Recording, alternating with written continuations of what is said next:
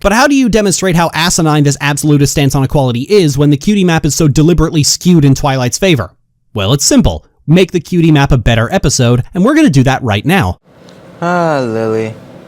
I don't even dislike I don't dislike her opinions, most of them, but this video made me think about writing villains and how it works.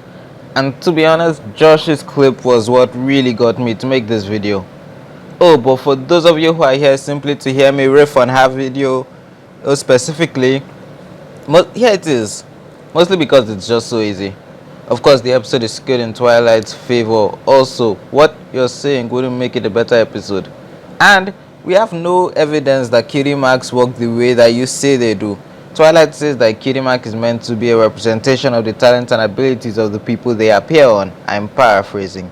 Fatman Falling talks about ponies, gives an interesting theory that the equal signs that replace the cutie marks are actually meant to suppress said talents, which explains why they exist in the first place and why they have effects like removing things that aren't actually related to the talents. And the only instance I can think of that you could say a cutie mark is what gives you a talent is the cutie pox. In fact, this show makes a big deal of how people already have their talents and simply get the mark when they specifically discover what it is. So no, your conduit idea fails. Even if you say that Starlight can remove someone's talent as a whole, it would take a very powerful leap in logic to say that everyone would be able to use that talent equally without reducing the quality of said talent. And especially when you consider race-specific talents like Starlight, Twilight, Rainbow Dashes, and Rarities. Honestly, how can you complain that the hero is winning is skewing things in their favor and then completely upend reality so that the villain, whose purpose in the story is to be wrong, can be in the right? Also, yeah, the show's version of the town's philosophy was flawed, but that doesn't mean that it's unrealistic that they'd follow it. Starlight's town operated like a cult, and if you think that automatically makes it bad, I think you need to look up the definition of the word.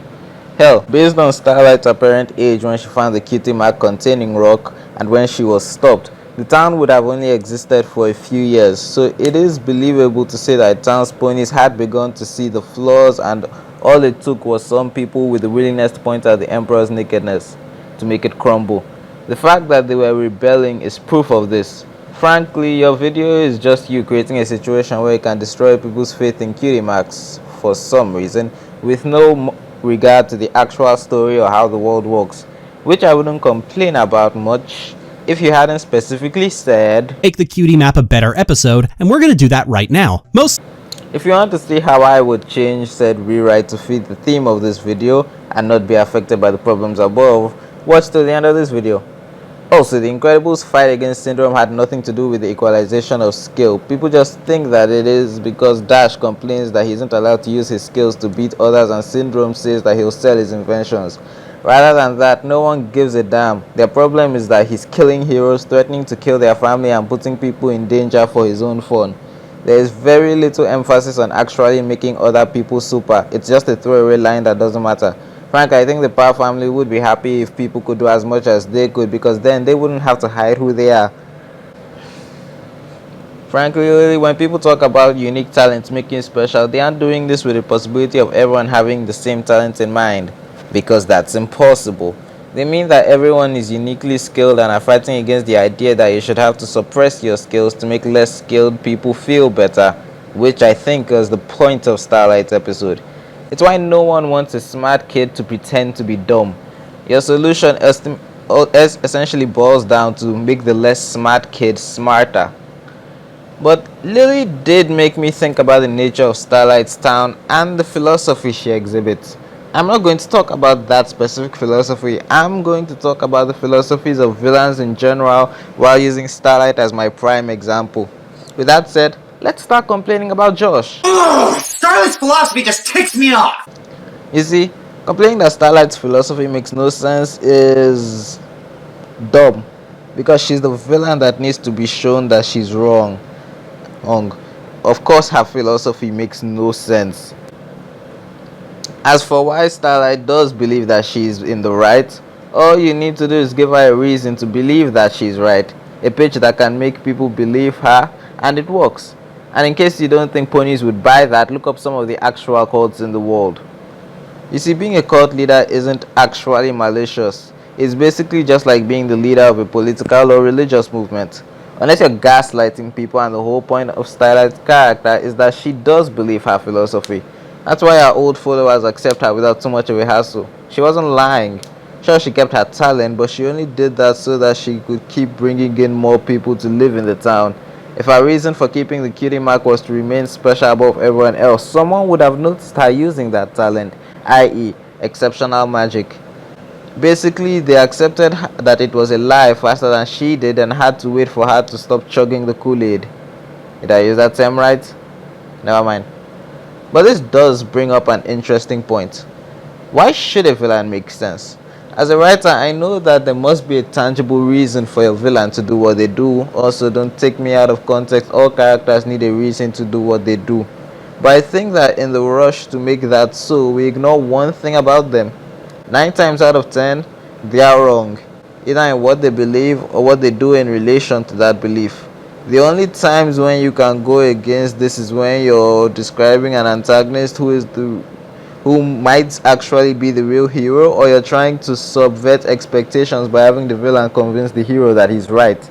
Starlight Standard operated the way that Lily describes, which I've already pointed out is technically impossible. She wouldn't have been able to serve the moral and purpose her character was meant to. Even if the argument against the villain is hard, you should never have to say, I couldn't find a reason that this new version of Starlight's philosophy should be dismantled in the end. Otherwise, you might have to rethink who your villain is. Especially if doing so would upend the last 4 seasons and the character arcs of 3 different characters. Also, one does not simply pull the rug out from under their audience like that.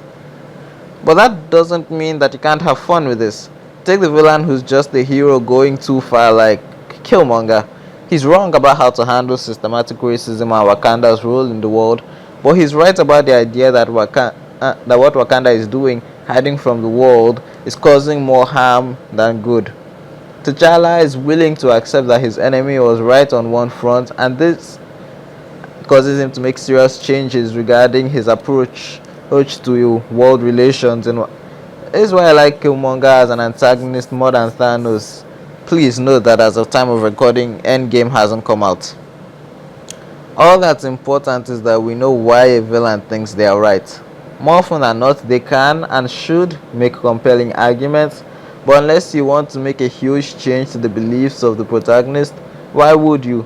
If the version of Starlight Town that exists in Lily's video was in the show's canon, if it made sense, Equestria would have to change massively to accommodate this. And in a show where having unique talent has been an actual physical attribute of its characters for 5 seasons, that would be way too wild a change. It can be done. It would be interesting to watch, honestly. But really, why would you do that? Unless you're trying to sell equal sign cutie mark versions of all your characters.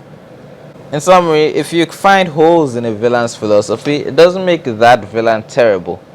It's only terrible if you can't see why the villain is like that. They need to have a reason, possibly bolstered by their character flaws, to think that what they are doing is right. It's odd, as I'm saying this and reading the script right now, I'm thinking of the Sith from Star Wars. If you try to fix said philosophy beyond this, then you might actually be missing the point. But let's not get this wrong. There can be antagonists who aren't defined by a wrong philosophy I can't think of any examples at the moment. I'm just acknowledging that it's a possibility. But I think that it would probably just be something mundane, like co-workers competing for a promotion. As for Lily's rewrites, it's simple. Make it so that only one person can use a talent at a time.